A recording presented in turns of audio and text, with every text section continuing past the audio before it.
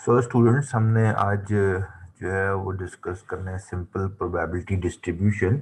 और last class में हमने जो है वो बेसिक प्रोबेबिलिटी टूल्स को डिस्कस किया था, जिसके अंदर परम्यूटेशन एंड कॉम्बिनेशन थी और इसके क्वेश्चंस भी किए थे, और कुछ क्वेश्चन उसी के अंदर जो थे रिमेनिंग थे जो आपको कंप्लीट करने थे, उसको आई होप कि आपने कंप्लीट किए होंगे। अब हम मूव कर रहे हैं सिंपल प्रोबेबिलिटी डिस्ट्रीब्यूशन की तरफ। सिंपल प्रोबेबिलिटी डिस्ट्रीब्यूशन को पढ़ने से पहले आपको थोड़ी सी इसकी जो है वो थ्योरी समझनी पड़ती है कि उसमें क्या क्या चीज़ें आ सकती हैं।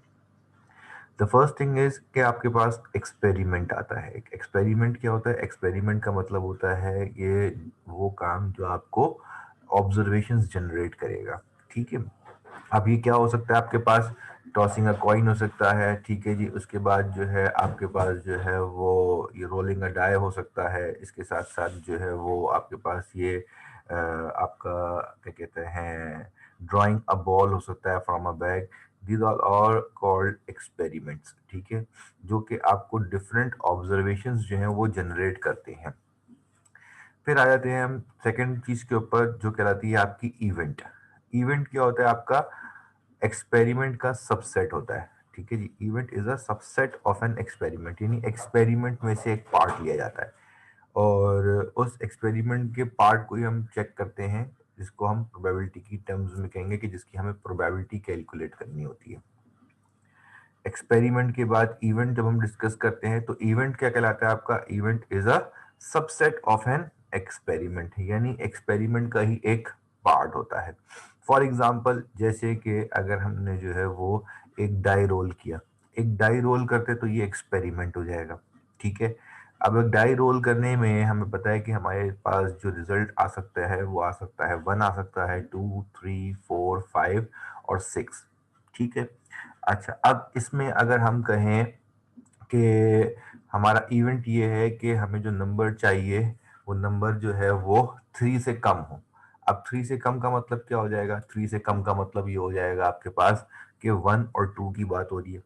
ठीक है। तो ये जो इवेंट हो गया नंबर लेस देन 3, तो ये क्या है? ये एक सबसेट है एक्सपेरिमेंट का, क्योंकि एक्सपेरिमेंट के अंदर जो है वो ये पॉसिबिलिटीज हैं।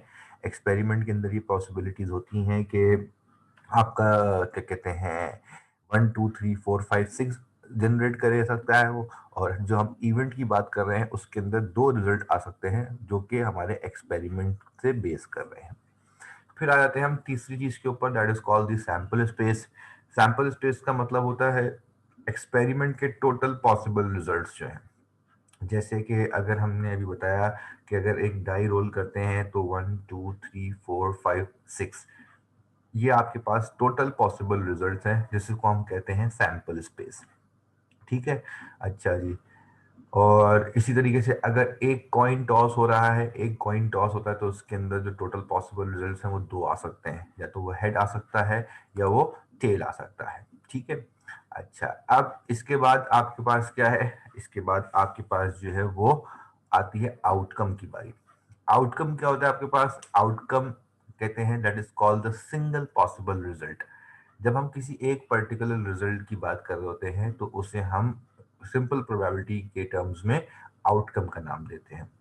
जैसे कि मिसाल के तौर पे कि अगर एक कॉइन टॉस किया हमने, तो एक कॉइन टॉस करने में हेड की बात करूंगा तो ये एक आउटकम है, टेल की बात करूं तो ये एक आउटकम है, दोनों की बात करूंगा तो ये टोटल पॉसिबल आउटकम्स बन जाएंगी, जिसे हम कहते हैं सैंपल स्पेस, जब हमारा कॉइन एक दफा टॉस हो रहा है। ये चार मेन चीजें हैं जिसके साथ फिर आपको जो है वो प्रोबेबिलिटी को समझने में आसानी हो जाएगी। एक्सपेरिमेंट जो कि ऑब्जर्वेशंस जनरेट करती है, इवेंट जो कि एक्सपेरिमेंट का एक पार्ट होता है, सैंपल स्पेस यानी टोटल पॉसिबल रिजल्ट्स जो होते हैं, और आउटकम, आउटकम मींस कि सिंगल जब रिजल्ट की बात किसी कर रहे हो। प्रोबेबिलिटी क्या होती है? Probability is the chance of happening और not happening an event from an experiment. अब प्रोबेबिलिटी का मतलब क्या होता है? प्रोबेबिलिटी का मतलब ये होता है कि आपके पास किसी इवेंट के होने या ना होने के चांस को हम कैलकुलेट कर रहे हैं। ठीक है जी।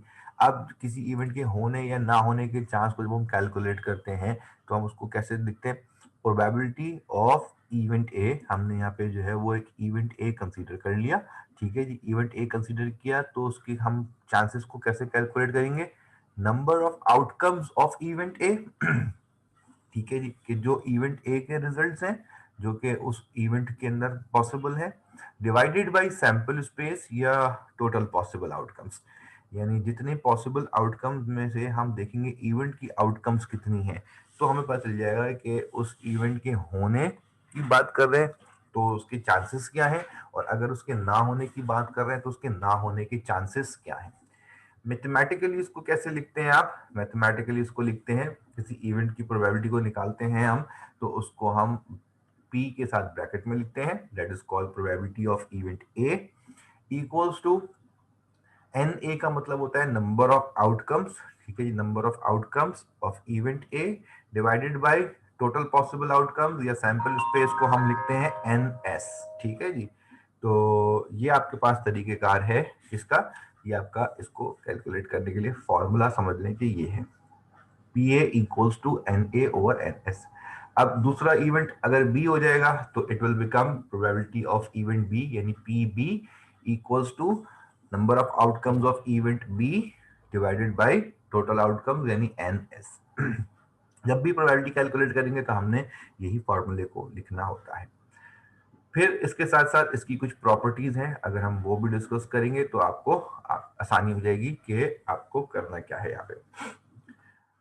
प्रॉपर्टीज में सबसे पहला पॉइंट क्या आता है आपके पास कि प्रोबेबिलिटी जो है वो आपकी लाई करती है 0 और 1 के दरमियान, ठीक है जी। Probability lies in between 0 and 1, 0 से कम नहीं हो सकती और 1 से ज्यादा नहीं आ सकती कभी भी। अगर प्रोबेबिलिटी ऑफ ए 0 आ जाती है, सेकंड पॉइंट, प्रोबेबिलिटी ऑफ ए अगर 0 आ जाए तो इट मींस के वो नल इवेंट है, वो पॉसिबल नहीं है। अगर प्रोबेबिलिटी ऑफ ए 1 हो जाए इट मींस कि वो श्योर इवेंट कहलाता है। श्योर इवेंट का मतलब है कि वो लाजमी होगा, उसके ना होने की कोई चांसेस ऐसे है नहीं कि जिसकी बिना पे वो ना हो। Probability of A plus probability of A dash, probability of A और प्रोबेबिलिटी ऑफ ए डैश का मतलब क्या है, किसी इवेंट ए के होने की प्रोबेबिलिटी और इवेंट ए के ना होने की प्रोबेबिलिटी, अगर इन दोनों प्रोबेबिलिटीज को हम इवेंट ए से रिलेटेड जो है अगर इन दोनों को हम ऐड कर ले तो टोटल प्रोबेबिलिटी क्या कहलाती है, टोटल प्रोबेबिलिटी हमेशा क्या होगी, 1 होगी। किसी भी इवेंट के हैपनिंग की और नॉट हैपनिंग की प्रोबेबिलिटीज को अगर हम ऐड कर देंगे तो टोटल प्रोबेबिलिटी बन जाएगी 1। इसी को हम बेस करते हुए कॉम्प्लीमेंट्री इवेंट्स को कैलकुलेट कर सकते हैं, यानी अगर हमें किसी इवेंट के होने की प्रोबेबिलिटी मालूम है तो हम उसके ना होने की प्रोबेबिलिटी को कैलकुलेट कर सकते हैं। कैसे, 1 में से जो गिवन प्रोबेबिलिटी है उसको माइनस कर दें। 1 का मतलब हमेशा याद रखना है आपने, 1 means that is the total probability. अब अगर इवेंट ए ना होने की प्रोबेबिलिटी आपको गिवन है, प्रोबेबिलिटी ऑफ ए डजंट अकर, ये आपको मालूम है, अगर इसको मैं 1 में से माइनस कराऊंगा तो मुझे पता चल जाएगा कि ए होने की प्रोबेबिलिटी क्या होगी, ठीक है। तो असल पॉइंट जो है वो पॉइंट नंबर 4 है, उसी से आपने जो है वो 5 और 6 को क्या किया है, पॉइंट नंबर 5 और 6 को जो है वो ड्राइव किया है कि अगर एक इवेंट के होने की प्रोबेबिलिटी मालूम है तो उसके ना होने की प्रोबेबिलिटी निकालने के लिए 1 में से माइनस करना पड़ेगा, और अगर ना होने की प्रोबेबिलिटी मालूम है तो होने की प्रोबेबिलिटी कैलकुलेट करने के लिए हमें उसमें से 1 को कैलकुलेट करना पड़ेगा। अब जो भी आपकी प्रोबेबिलिटी के सवाल होते हैं, ठीक है जी, वो प्रोबेबिलिटी के सवाल में समझ लें आपके बेसिक क्वेश्चंस जो होते हैं वो होते हैं आपके पास 4, ठीक है जी। 4 क्वेश्चंस जो है वो आपके जो है वो होते हैं इसके अंदर। वो 4 क्वेश्चंस क्या होते हैं आपके पास, एक कॉइन का सवाल होता है, एक डाई का सवाल होता है, ठीक है जी, एक आपके पास कार्ड्स का सवाल होता है और एक आपके पास बैग का सवाल होता है। ये 4 मेन चीजें हैं जो प्रोबेबिलिटी के क्वेश्चंस जिसके ऊपर जो है वो रिलाई कर होते हैं, सिंपल प्रोबेबिलिटी के क्वेश्चंस जो होते हैं। बाकी प्रोबेबिलिटी तो किसी भी चीज की आप जो है वो कैलकुलेट कर सकते हैं, इसमें इतना कोई जो है वो जब ये चीज आपको अंडरस्टैंड हो जाएगी तो फिर जो है वो आप इसको जो है वो आपको समझने में कोई प्रॉब्लम नहीं होगी। तो हम अब स्टार्ट कर रहे हैं इसका एक क्वेश्चन, ठीक है जी। और इसका क्वेश्चन हमने जो है वो एक लिया है यहाँ पे,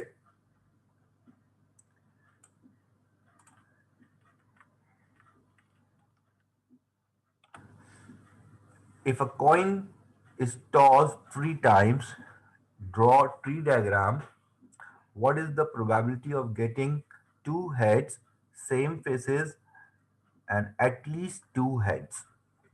अब यहाँ पे एक हमने बिल्कुल बेसिक सा सवाल लिया है, ठीक है जी। और उसमें हमने मेंशन किया है यहाँ पे कि एक कॉइन है जो कि 3 दफा जो है वो टॉस हुआ है, ठीक है जी। जब ये कॉइन 3 दफा टॉस हुआ है तो इसके ऊपर उन्होंने आपको कहा कि आपने ट्री डायग्राम बनानी है, ठीक है जी। और फिर उसकी प्रोबेबिलिटीज को कैलकुलेट करना है। अब इसकी प्रोबेबिलिटीज को कैलकुलेट करने के लिए हम क्या कहते हैं, पहले तो हम इसका एक ट्री डायग्राम देख लेते हैं कि what is tree diagram. Tree diagram आपके पास क्या होता है, ट्री डायग्राम का मतलब होता है कि आपने इसके आउटकम्स को शो करना है with the help of a diagram. और वो डायग्राम क्या होगी आपके पास, ये कॉइन जो है वो 3 दफा टॉस हुआ है, यानी एक दफा अगर टॉस हो कॉइन तो उसके अंदर क्या होगा, पॉसिबल रिजल्ट आ सकते हैं आपके पास हेड और टेल, ठीक है जी। हेड भी आ सकता है और टेल भी आ सकता है। 3 दफा कॉइन टॉस होने का मतलब क्या है कि अगर हेड आएगा तो दोबारा कॉइन टॉस होगा, ठीक है जी। तो फिर दोबारा हेड टेल आ सकता है। अगर टेल आएगी तो फिर दोबारा आपने टॉस किया तो दोबारा हेड टेल आ सकता है। ये तो हो गया आपका फर्स्ट टॉस, ये हो गया आपका सेकेंड टॉस। अब सेकेंड टॉस में जो भी रिजल्ट आया है उसके बाद आपने दोबारा टॉस करना है। तो अगर फर्स्ट टॉस पे हेड आया, सेकेंड टॉस पे हेड आया, तो आपने दोबारा क्या किया, आपने दोबारा यहाँ पे जो है वो टॉस किया तो हेड और टेल आ गया, ठीक है जी। अगर इस हेड टेल के ऊपर दोबारा टॉस किया तो फिर हेड टेल आ गया, ठीक है जी। इस हेड पे आपने दोबारा टॉस किया तो दोबारा हेड टेल आ गया, और इस टेल पे आपने दोबारा टॉस किया तो हेड और टेल आ गया। यानी आपके पास यहाँ पे क्या आ गया, that is called the first toss, ठीक है जी। ये हो गया आपका सेकेंड टॉस, और ये हो गया आपका थर्ड टॉस। अब आपने यहाँ पे याद रखना है कॉइन के सवाल में और डाई के सवाल में आपने याद रखना है, अगर कॉइन 1 टाइम टॉस होता है तो 2 की पावर 1, यानी रिजल्ट क्या आएगा 2। अगर कॉइन 2 टाइम्स टॉस हो रहा है इट मींस 2 की पावर 2, दैट इज रिजल्ट आएंगे कितने, 4। अगर कॉइन जो है वो 3 टाइम्स टॉस हो रहा है, इसका मतलब है पॉसिबल रिजल्ट्स क्या हो जाएंगे आपके पास, 8। तो ये जो आपके पास ट्री डायग्राम है, ये ट्री डायग्राम ही आपको शो कर रही है क्या, ये ट्री डायग्राम आपको शो कर रही है कि आपके पॉसिबल रिजल्ट्स कितने हैं। पॉसिबल रिजल्ट्स कैसे बन रहे हैं यहाँ पे भाई देखें, पहली दफा कॉइन टॉस किया तो हेड, फिर टॉस किया तो हेड, फिर टॉस किया तो हेड, यानी एक रिजल्ट हो गया आपके पास, ये एक रिजल्ट है। 3 दफा अगर कॉइन टॉस हो रहा है तो ये एक रिजल्ट आया एच, एच और एच। अच्छा जी, उसके बाद अगर पहले टॉस पे हेड आता है, दूसरे टॉस पे भी हेड आता है, और तीसरे टॉस पे टेल आ जाए, तो फिर आपके पास जो रिजल्ट आ जाएगा वो हेड, हेड और टेल। फर्स्ट कॉइन पे हेड, सेकंड पे टेल, फिर हेड, तो ये हो जाएगा हेड, टेल, हेड। फर्स्ट पे हेड, सेकंड पे टेल, थर्ड पे टेल, तो ये हो जाएगा हेड, टेल, टेल, ठीक है जी। ये मैं आपको पॉसिबल ट्री डायग्राम तो सिर्फ ब्लू से जो बनी हुई है वो आपकी ट्री डायग्राम है, ठीक है जी। मैं इसके रिजल्ट्स आपको दिखा रहा हूँ कि कैसे कैसे बन रहे हैं।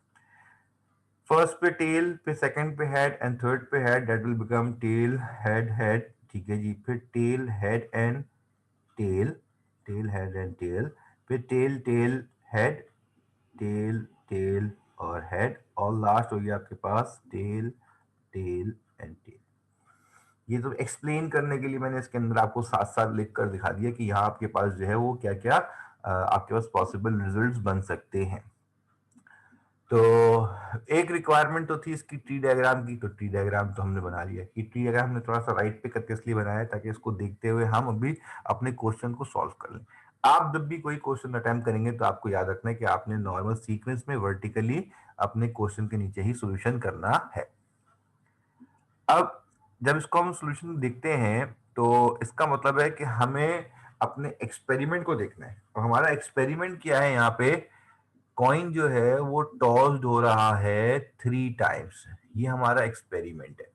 और एक्सपेरिमेंट के पॉसिबल रिजल्ट्स जो होते हैं वो सैंपल स्पेस कहलाते हैं। उस सैंपल स्पेस के सेट को बनाने के लिए हम सैंपल स्पेस का सेट बनाते हैं एस के नाम से। और वो एस के नाम से जो सेट बनेगा वो बताएगा कि मेरे पास अगर कॉइन 3 दफा टॉस किया जा रहा है तो उसके पॉसिबल रिजल्ट्स क्या क्या है। तो उसके पॉसिबल रिजल्ट्स हमने ट्री डायग्राम में भी देखे। हेड हेड हेड, ठीक है जी। फिर हेड हेड टेल, ठीक हो गया। फिर आ रहा है आपके पास हेड टेल हेड, और उसके बाद आ जाएगा आपके पास हेड टेल टेल। फिर आ जाएगा आपके पास टेल हेड हेड, और देन उसके बाद टेल हेड टेल। देन उसके बाद फिर आ रहा है आपके पास टेल टेल हेड, और लास्ट आपके पास आएगा टेल टेल एंड टेल। ये कहलाता है इसका sample space, that is called the total possible results. तो इस इवेंट के टोटल पॉसिबल रिजल्ट्स ये 8 है। अब उसने आपसे क्या कहा, अब उसने आपसे अलग अलग रिक्वायरमेंट मांगी है। वो कहता है कि हमने प्रोबेबिलिटी कैलकुलेट करनी है 2 हेड्स की, जिसमें 2 हेड्स आ रहे हों। तो इसको मैंने क्या कर दिया, बल्कि मैं इसको लिखता हूं, फर्स्ट रिक्वायरमेंट को लिख लेता हूं मैं, that is the event A का नाम देता हूं। इसको हमने कह दिया 2 हेड्स, ठीक है जी। अभी 2 हेड्स के लिए हम क्या करते हैं, हम 2 हेड्स के रिजल्ट्स देखेंगे। 2 हेड्स के रिजल्ट्स में क्या क्या आ रहे हैं, जो ऊपर 8 रिजल्ट्स हैं उसी में से हमने देखना है कि कौन कौन से 2 हेड्स के रिजल्ट्स हैं। तो देखें, ये हेड हेड टेल, ठीक है जी, इसमें 2 हेड्स आ रहे हैं। फिर हेड टेल हेड, ठीक है जी, इसमें 2 हेड्स आ रहे हैं। और एक है टेल हेड हेड। ये आपके पास 3 पॉसिबल रिजल्ट्स हैं इवेंट ए के लिए, जिसमें 2 हेड्स आ रहे हैं। तो हम इसको लिखते हैं, ये तो 3 पॉसिबल रिजल्ट्स हो गए। अगर जब हम इसको लिखेंगे एन ए, तो नंबर ऑफ आउटकम्स का मतलब क्या है, इसको हम काउंट कर लेंगे। इसको काउंट किया हमने, ये 3 हो गए। एस जो है वो हमारा क्या है, सैंपल स्पेस, यानी टोटल आउटकम्स को शो कर रहा है। तो अगर मैं यहाँ पे एन एस लिखूंगा तो एन एस का मतलब हो जाएगा नंबर ऑफ टोटल आउटकम्स। ये कितनी है हमारे पास, 8 है। तो प्रोबेबिलिटी का फॉर्मूला आपके पास, that is probability of A equals to outcomes of A divided by total outcomes. तो ये बन जाएगा क्या आपके पास, probability of A equals to 3/8। ये हो जाएगा हमारा आंसर। तो अब जो आपके पास प्रोबेबिलिटी के सवाल होते हैं, उसके अंदर आपके पास चीजें जो होती हैं वो क्या होती हैं, वो सिंपल हो जाती हैं, बस आपको समझना होता है। अगर हम सेकंड रिक्वायरमेंट को देखें तो उसको हम नाम दे देते हैं बी, और सेकंड नाम के लिए क्या हो जाएगा, that will become same faces, ठीक है जी। और सेम फेसेस का मतलब क्या हो जाएगा, अगर हम बी के रिजल्ट देखें तो सेम फेसेस का मतलब तीनों में चीजें सेम आनी चाहिए, that is head head head, ठीक है जी, तीनों सेम फेसेस हो गए, ठीक है जी, एक रिजल्ट के अंदर। और टेल टेल टेल, ये आपके सेम फेसेस हो गए। और इसके नंबर ऑफ आउटकम्स क्या है, इसके number of outcomes will become आपके पास 2, ठीक है जी। तो अब इसका फॉर्मूला आपके पास क्या बन जाएगा, इसका फॉर्मूला आपके पास हो जाएगा probability of B, that is equals to outcomes of B divided by total outcomes। तो इसके पॉसिबल रिजल्ट्स क्या है, इसके पॉसिबल रिजल्ट जो है वो क्या बन जाएंगे आपके पास, दैट इज 2/8। और इसको मैं और सिंप्लीफाई करके लिख सकता हूं क्या, 1/4, यानी कैंसिल हो जाएगा, 2 1 and 2 4 8। This is called the same faces. और तीसरी रिक्वायरमेंट थी आपके पास, वो कह रहा था कि एटलीस्ट 2 हेड्स होने चाहिए। तो थर्ड रिक्वायरमेंट के लिए हम उसको जो है वो नाम दे देते हैं सी, ठीक है जी। और इवेंट सी को हमने नाम दे दिया एटलीस्ट 2 हेड्स। अब एटलीस्ट 2 हेड्स का मतलब क्या हो जाएगा, एटलीस्ट 2 हेड्स का मतलब है कम से कम 2 हेड्स। तो कम से कम 2 हेड्स के लिए आपको एक्सप्लेन किया था कॉम्बिनेशन में भी, कि जब कम से कम की कोई बात की जाती है तो उससे वैल्यू कम नहीं हो सकती, उससे वैल्यू ज्यादा हो सकती है। तो एटलीस्ट 2 हेड्स के अंदर एक तो आ जाएगा आपके पास ये 2 हेड्स वाला, एक आएगा HTH, ठीक हो गया, एक आएगा आपके पास THH, और इसके साथ साथ फिर आपके पास HHH भी आ जाएगा, क्योंकि इसके अंदर भी कम से कम 2 हेड्स आपको नजर आ रहे हैं। अगर कोई ऐसी आउटकम ले ले जिसके अंदर एक हेड है, तो वो यहाँ पे काउंट नहीं होगी, क्योंकि हमें कम से कम 2 हेड्स रिक्वायर्ड है। तो अब अगर हम इसको काउंट करके लिखें, तो इसको जब हम काउंट करके लिखेंगे तो it will become outcomes of event C, number of outcomes of event C, वो एन से लिखा जाता है, और ये हो गए 4। तो इसका फॉर्मूला बन जाएगा probability of event C equals to number of outcomes of event C divided by total number of outcomes NS।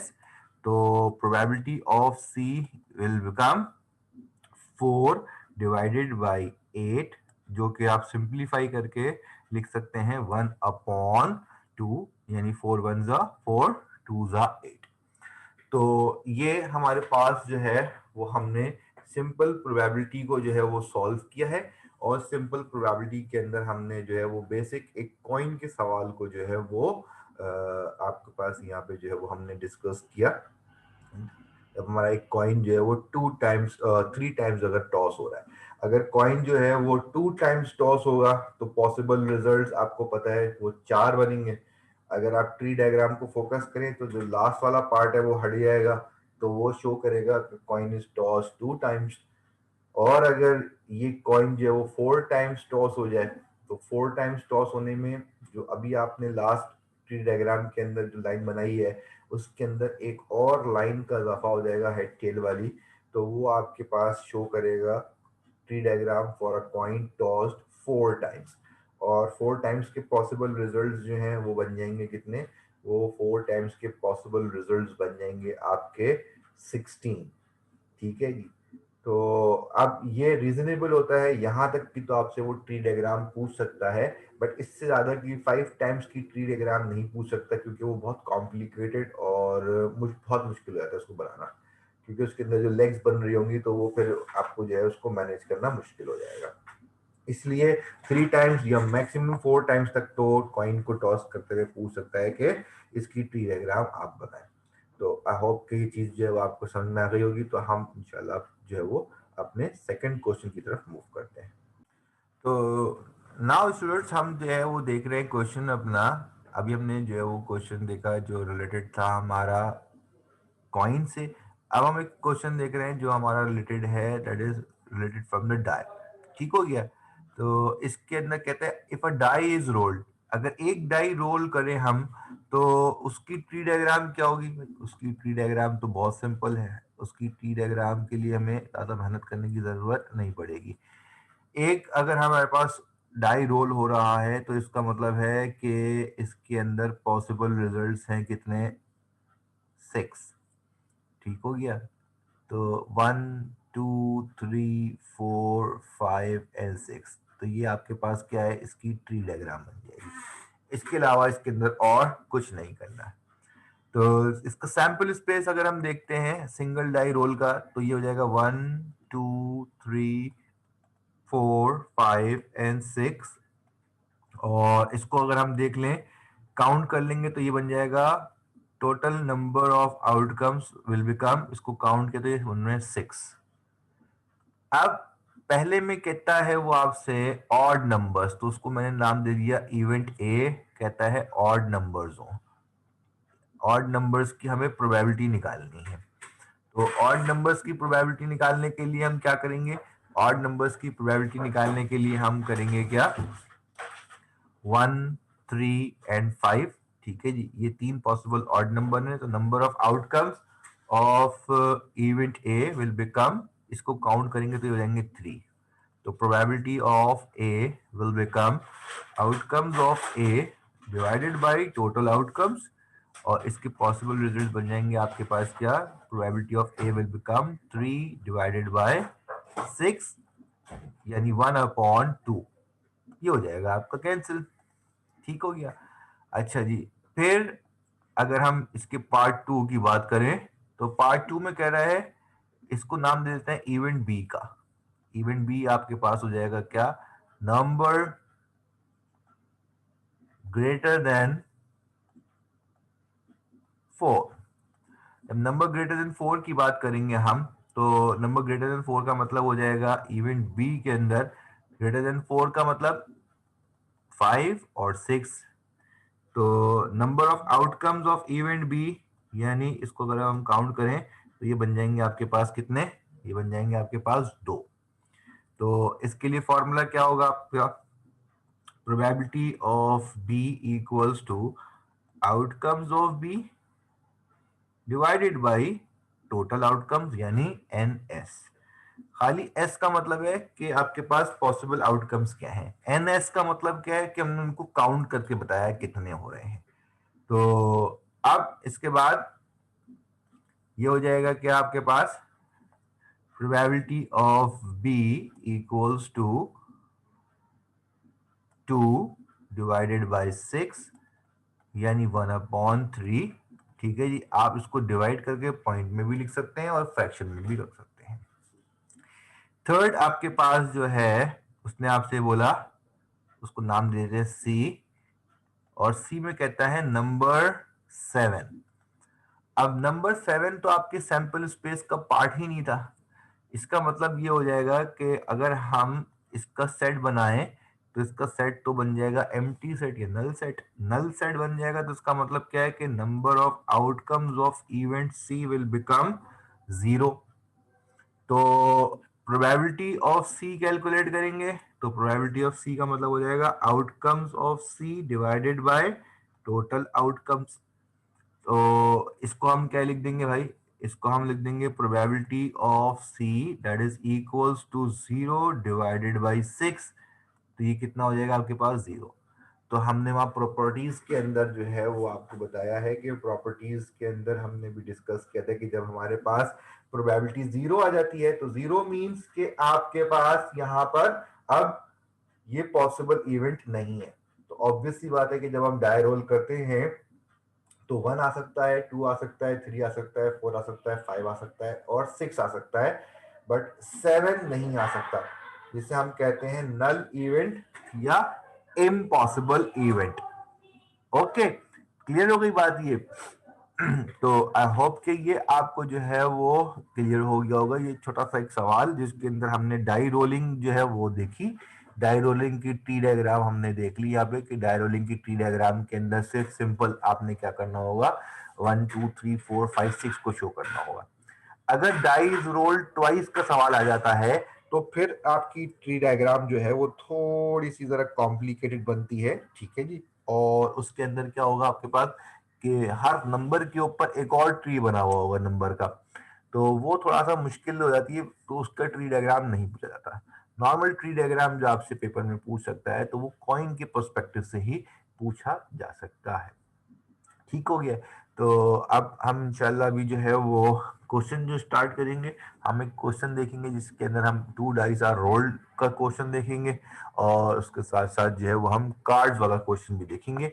अभी हम इस सेशन नेक्स्ट क्वेश्चन की तरफ जो है वो हम मूव करेंगे, तो वो हमारा 2 डाइस आर रोल्ड का क्वेश्चन होगा। ओके,